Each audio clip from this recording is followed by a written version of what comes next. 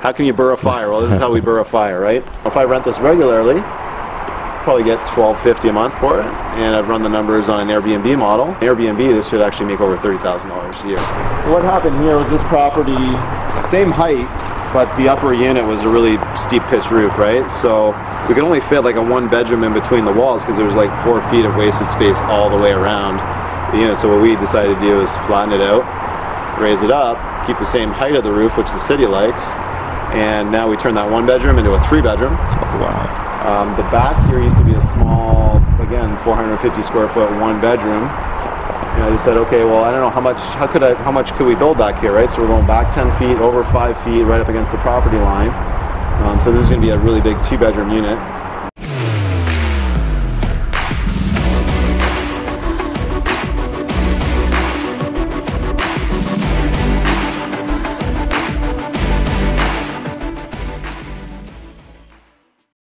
What happens when your property burns down? Well, that's what we're going to be covering in today's video. If you remember last year, we caught up with Kory MacKinnon and he broke down for us how his triplex burned down.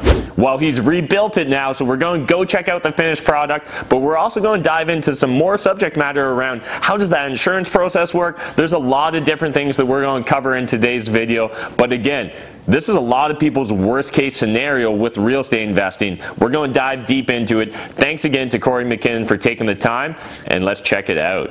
And so, did you mention, like, how did the fire actually start? Was it just a tenant? Or? It was electrical. Oh, okay. So even though the wiring had been upgraded in this house, there was still a couple odd runs of knob and tube, and it was like the coldest day of the year, so I don't know if that had something to do about it. Okay. But something caught, and the fire actually started right over here. Basically where the door is for this unit, the fire started up there in the attic. Okay. So still able to get insurance claim money on it, which was awesome, and we'll show you what we're doing on the main floor. So I think they're drywalling upstairs. Hello. How's it going? I'm the homeowner. Yeah, just seeing how things are going. All right, so pretty much keeping the footprint of this unit the same. It's funny, that back unit that we're doing the addition on, that washroom actually stole some square footage from this unit, so we got rid of that. And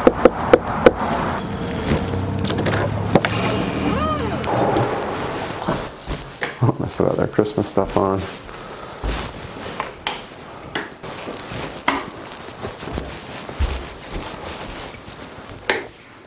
Yeah, so this used to be a set of stairs. So the main floor used to be able to get down into the downstairs. That's where we used to have coin laundry, but it was a much better use of space just to like floor over that. They have a bigger laundry room and a bathroom now, and we figured out a way to get in-suite laundry in everybody's unit. I mean, at the end of the day, you only need like 30 to 36 inches to get in-suite laundry.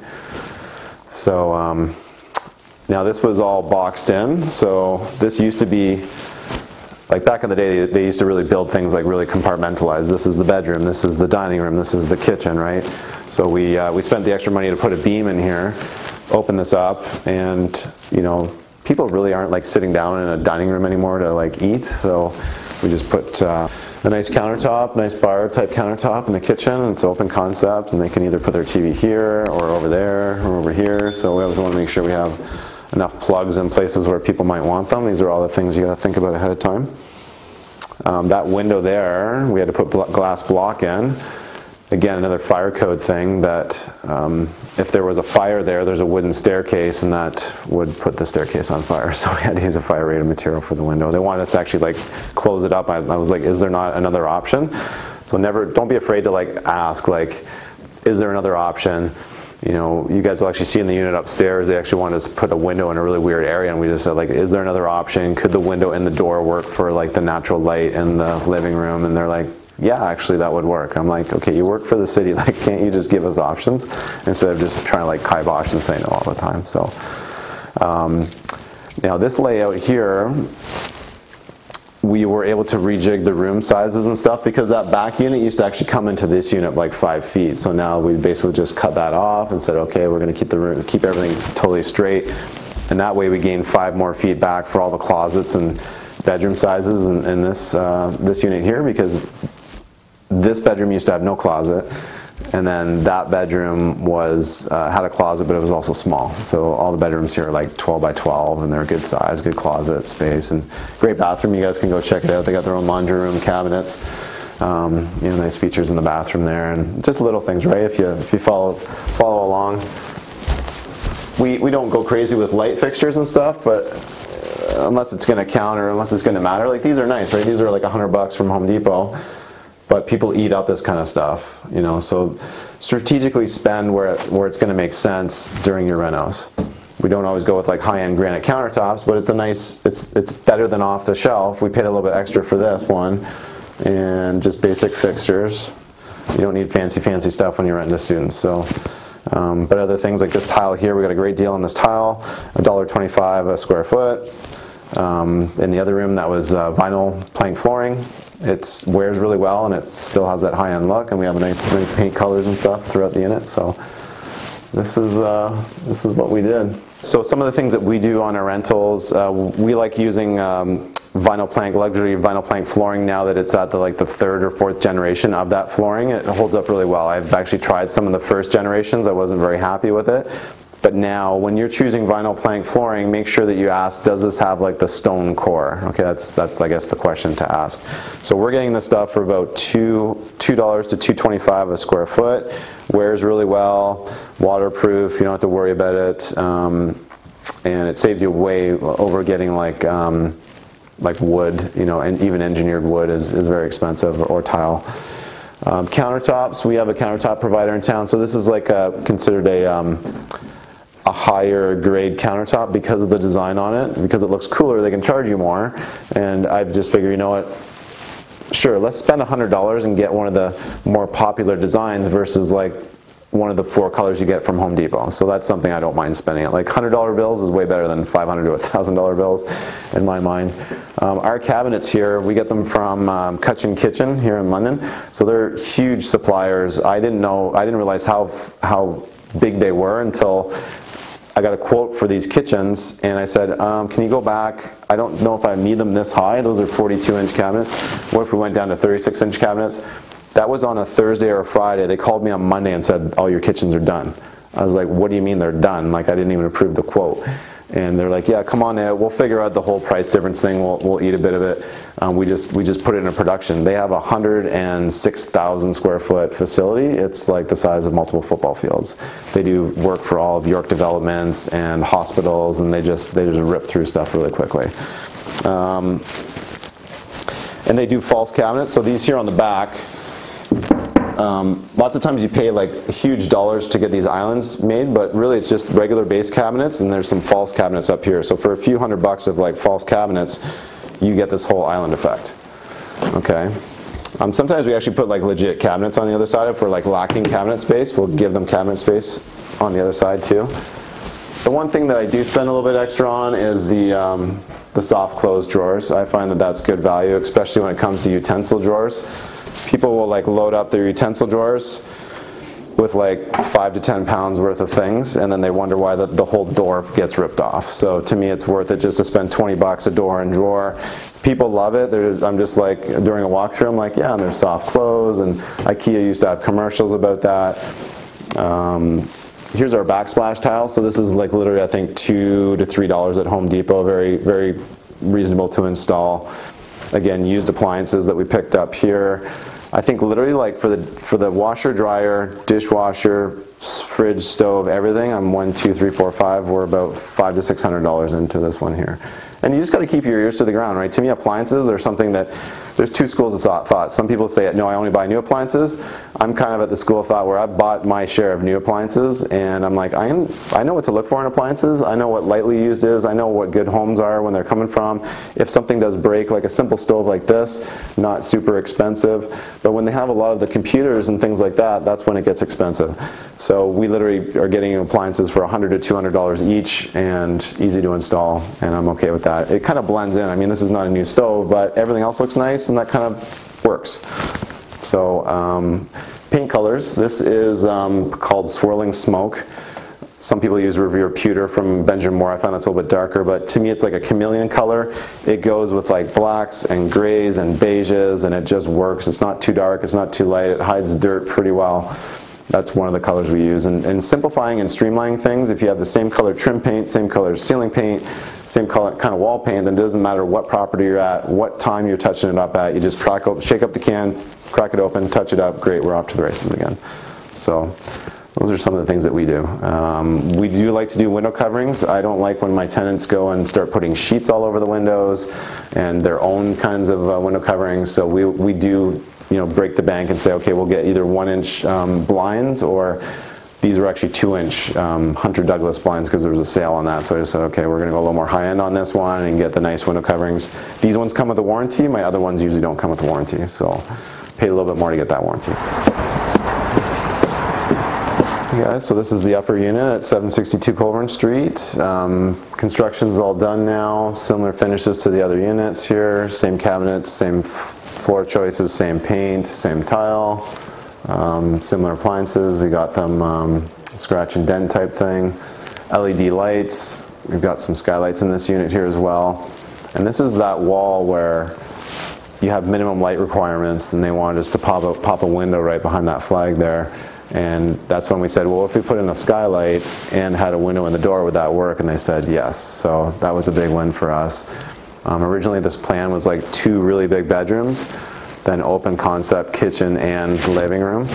And once we saw the plan and the square footage, we knew we could get an extra bedroom in here, so now it's a 3-bedroom. And they still have enough common area for their eating, you know, bar top counter and their TV sitting area, right? So it works. It works. Man, those renovations are lit. Am I too soon? Or am I right? Let me know in that comment section. Let us know if you're enjoying this video. Now we're going to dive a bit more into the numbers behind this project, because again, what does it cost to rebuild a triplex that burned down? I don't know, but let's find out. All right, now Kory's got the numbers behind this fire triplex, so I'm really excited to dive in. This isn't really a normal BRRRR or normal refinance process, but it's actually really interesting because it kind of covers a lot of the worst case scenarios that a lot of investors stress about at night. But overall, things kind of work out. Yes, don't use this as a strategy, okay? Yeah, I mean, unfortunately we had a fire. It's actually been 2 years now in the process. But our fire triplex here, the value before it was $450,000, and that was actually probably pretty generous. It was basically a century old, actually it was a 133-year-old triplex that we were basically just kind of like operating on, you know, Band-Aids and lipstick and that kind of stuff. Yeah. We didn't really want to do a full gut job on it. Fire happened. We figured, okay, at that point, if we're getting a check from the insurance company for $320,000 anyways, why don't we look at adding some square footage? So we added 800 square feet to the property at only $100 a square foot. And you know, the total construction cost was around $400,000. New value, $900,000. Here's our old rent roll. So the main floor, which we'll show you guys in a little bit, it was a 3-bedroom, but we were getting low rents because like 1 bedroom was small and 1 bedroom didn't even have a closet and one was like oversized, and yeah, it was just kind of weird, like no laundry in the units. So we put in-suite laundry in all the units, big bedrooms everywhere, big closets, and you know, parking and storage for everybody. Upper unit was only $850. It was a decently sized 1-bedroom, but again, it was tired. And the back unit was a 1-bedroom, but you might as well call it a bachelor. So we always had that hard time. It's like 430 square feet. It's like about the size of a bachelor, even though there's a bedroom. So that was our old rent roll there. Now we're getting like $600 to $650 per bedroom that we're renting. We rent the 2 front units to students. We're actually just getting one it's actually on the market now for re-rental. So two big units there, and then our back unit here that we're standing in is going to be an Airbnb. So it's fully furnished, decorated. Would be a nice space anyways, even if it wasn't beautifully decorated. We're projecting between $2,500 and $3,000 a month for the rear. So if you look at the difference between our rent roll is basically doubled here, which is huge. Yeah. And that's why it's not like we didn't do anything to increase this value. We've had a $450K increase in value because we've legitimately doubled the rent roll. And I think if we look at the expenses, like our heating bill this winter has been like nothing because it's a really high-tech hot water heating system here. Yeah. So yeah, love it. And so just to kind of touch upon the upper, you ended up adding additional bedrooms, is that right? Yeah, so in the upper it was a 1-bedroom. it was a one bedroom here. We added, because we were able to take a steep roof pitch, flatten it out, raise it up, we were able to get a lot of our square footage up there for 2 extra bedrooms. And then back here, this used to be like a small 1 bedroom. Now it's got 2 bedrooms in it. So yeah, we basically added 3 bedrooms. Yeah, this is an amazing space back here. And so what would you kind of think for market rents if you were just renting it out normal? Would this be kind of like, what, 12, maybe 1,400 a month? 1,400. I think we get 1,400 with like the skylights and just some of the cool stuff we did anyways. Details. Yeah, we put a big deck on the back. True, that deck makes a difference. Big backyard. Love it. Privacy. Yeah, so those are the numbers there, gang, and it's one of those things where we never expected this to happen, but once you do, you gotta switch your brain into like creative mode, like, okay, well, how can I add value? How can I strategically add extra square footage because the guys are already here? You know, to extend a wall and make a room a little bit bigger doesn't cost a whole lot of, you know, wood and drywall and paint and those kinds of things, right? So that's when you get the cheaper construction costs. Not like we're starting from scratch with foundations and new square footage. So, but we've had our share of, you know, headaches here. Like this back unit has taken us so long because we got tied up with an archaeological assessment that held us back by like 5 months. Right. Just sitting there doing nothing, waiting. Those kind of wild cards that you can't necessarily predict. Yeah. Was not fun. But plus we had overages, like the cost of construction went up over the course of 2 years, materials, all those different things. So we actually were able to get the insurance company to say, hey, we'll actually pony in for some of that stuff too because of your situation as well, which helped as well. Gotcha. So don't just take the first answer from an insurance company. I mean, they're there to serve you. You are their customer, and if you feel like you have extra costs, like, have a conversation about it. All right, so those are the numbers behind this project. Now let's dive a little bit deeper into exactly what's going on with the insurance process, because that's kind of the elephant in the room, right? How do you make sure the insurance company pays you? You know, how do you make sure you have the right coverage for your insurance? What sort of deductibles do you need? Well, Kory's really going to break down a lot of his experiences, his real life experiences with this fire triplex. All right, so let's sit down and chat a little bit about this fire triplex and the whole insurance process in general. So what does that timeline look like, Kory? Like, you have a fire at your property. I'm assuming within 24 hours, you're talking to your insurance agent. Yeah, obviously emergency response was the first thing that had to get here, put the fire out, and typically, yeah, my insurance company got the call right away. And I was actually on vacation at the time, so like I turn on my phone, I'm in Scottsdale, Arizona, and the text messages start coming in, so I'm like, but again, as a real estate investor, like, you just have to have a thick skin. You just let stuff like that slide off you. Some people that would have wrecked their day, week, month, year, but I mean, I just got right into solution orientation mode. Like, that's just what you need to do, right? So they came, so their first thing that they need to do is make sure that the property is stabilized. So typically they bring in a restoration company, whether you like it or not, whether you're going to use that restoration company for the whole job. Their first goal is to make sure that they can try to mitigate some of the water and smoke damage. Right. So the guys came in, they hooked up external power source and just got some electric furnaces in the building just to keep it above temp so it wouldn't freeze and you get some heaving and stuff like that. So while that was going on, at that point you have a choice typically. Like, you can go choose your own contractor from the insurance company, or you can let the insurance company choose their own contractors. I hadn't heard so great stories from having people that have them do that, right? Because at the end of the day, they just want to get the job done. It's not their house. They're not having to hold on to it for 10, 20 years. So, you know, the insurance company will give you a budget. So they literally have like a calculator or like a program where they literally plug in every single thing from, like, we have to tear apart the window frames on that window over there. That it's like everything's down to the dollar. It's like $3, like whatever, all by linear footage, square footage. Itemized, and it's a great program, and then they just spits out a number. It was like $322,000. And don't just take that as the law, right? Like, we actually went right through it, and I was like, oh, they actually missed like 4 or 5 things that were kind of significant. They missed some plaster replacement, and they missed some square footage of siding around the house and a few other things too. So and I'm no expert at this either. I'm sure I've maybe left a couple things on the table, but at least I double checked it.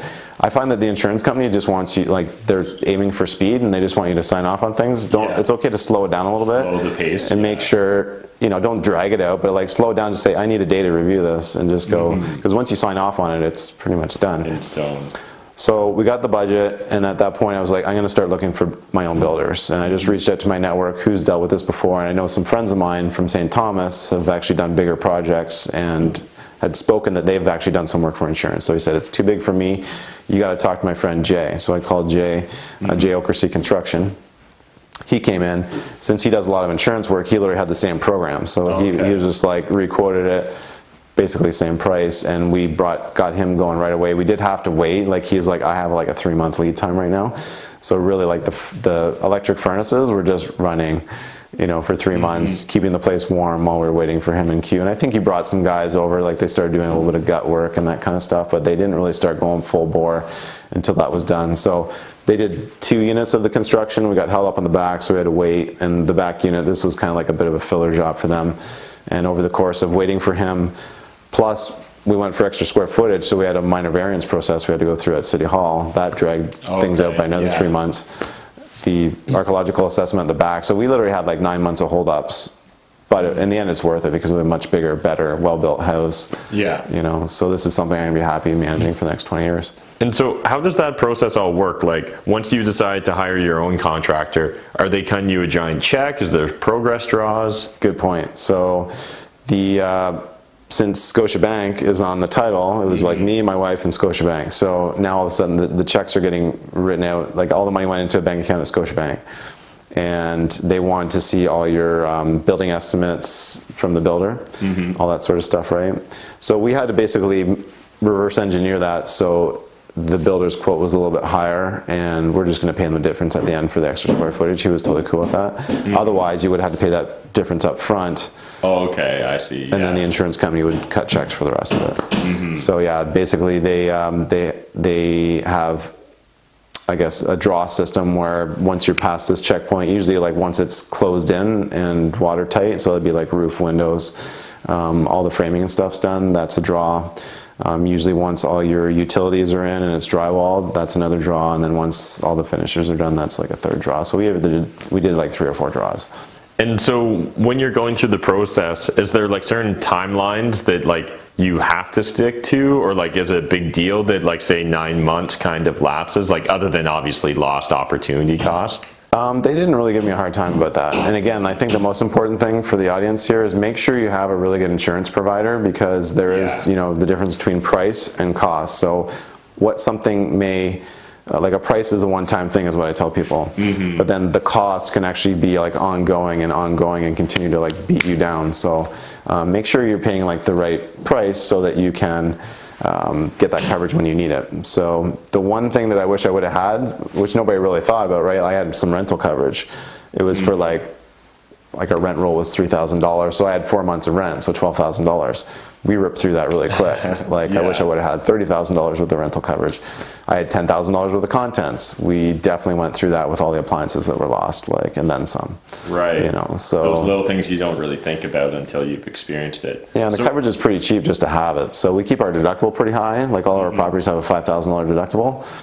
Because we're not going to make a claim unless it's major, so we save a bit of money there. Some people want to be able to claim all kinds of things, right? Like, oh, I keep my deductible at $500 or $1,000, so if a window gets broken or this happens or whatever, we just self-insure. Like the small stuff, you just fix it yourself. Yeah. So now that you've been through this process, did you end up changing any of your insurance coverage on your other buildings? Like, you know, was there anything you learned that made you want to approach insurance differently? Sometimes I do bump up that rental coverage, that lost rent coverage, but no, like my insurance company is really good. Like we always make sure we have a good replacement value. So always make sure that you have a high enough replacement value number, because building costs are super expensive these days. It's amazing how much it costs to like rebuild something or add square footage on something. So always make sure you have a good limit to your policy. And lots of times if you have multiple properties, you can go to like a mutual or something like that, and they'll give you pay your liability on the properties once, and they spread that out over the course of all your properties. So kind of we're talking pretty high level stuff here, but once you start to acquire more policy? It's a commercial policy. So the commercial policy, you typically pay the liability chunk once, and it gets spread out over all the properties. So over time, it actually ends up being better and better for you as a property owner. And so I'd be curious to get your perspective on this. I've always been a big believer in having like a real relationship with your insurance person. So for myself, I don't actually, like, I did in the past, used to go out and get like 3 quotes and like all that when looking at getting new insurance for a building. But these days I really rely on the relationship I have with my existing insurance provider, just because like I can pick up the phone or text him late at night and he's going to respond, because I'm now like giving them so much business. Do you use one insurance provider, or are you like spread out over multiple? I'm like 80-85% with one provider, and I still have a little bit with another provider. But I think it's important to have that relationship.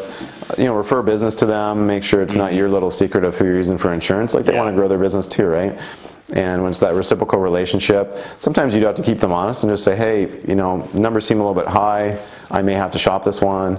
Then sometimes they'll go back, sharpen their pencil, whatever. But I mean, it's good to have that relationship, because like literally we just closed on a property yesterday and picked up the keys. And I called him like on Friday. I was like, oh yeah, remember that property you gave me a quote on? We're closing on it in a couple of days. Can you get that rider ready? Yeah, those relationships are huge, because I often, like, I'm guilty of that as well. Like, literally there was once where I forgot until the day of, and I was like, I need insurance right now, man. And like, he was able to quickly expedite the process, because again, he had done a quote in the past. So I think it's really important for anyone that's new to real estate investing, don't just look at getting the lowest cost provider, but make sure it's someone that you really can have a two-way conversation with, and you can get to know them, understand them, and as well get them to understand your business model and kind of where you're going as a real estate investor.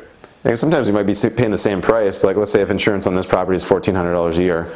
The $1,400 at one company might be totally different than the $1,400 at another company. And whoever I work with, whether it's insurance, lawyers, whatever, I'm always asking for their cell phone number, right? So, because it's, for your ability just to text them a question sometimes is huge. So you need, paying for that access is very important. Whereas if it's going to go through a 1-800 number and you don't know what junior of the day you're getting at some, I'm not trying to hate on companies, but there's some big companies out there, and you don't get the access to the regular person that you want. 100%. Any other tips or suggestions before we wrap up our talk on insurance?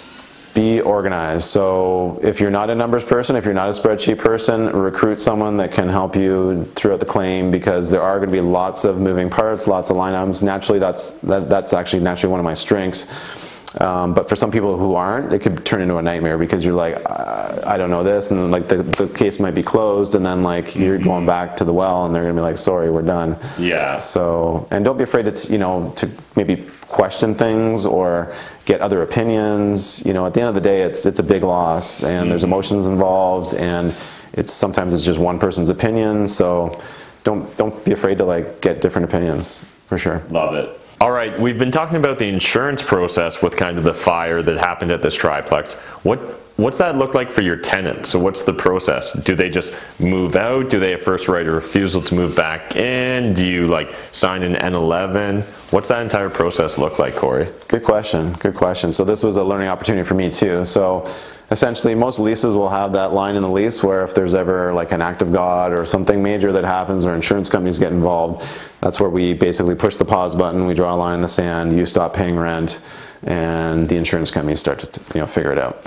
So at that point, their contents, I always make sure my tenants have contents insurance. I won't let them move in. It's your right as a landlord to make sure that they have proper contents and liability insurance on their units. So I'm glad that I did, because now my tenants aren't out, because things add up really quickly, like clothes, furniture, all those things. Like you can rack up 10-20 grand very easily in an apartment. Yeah.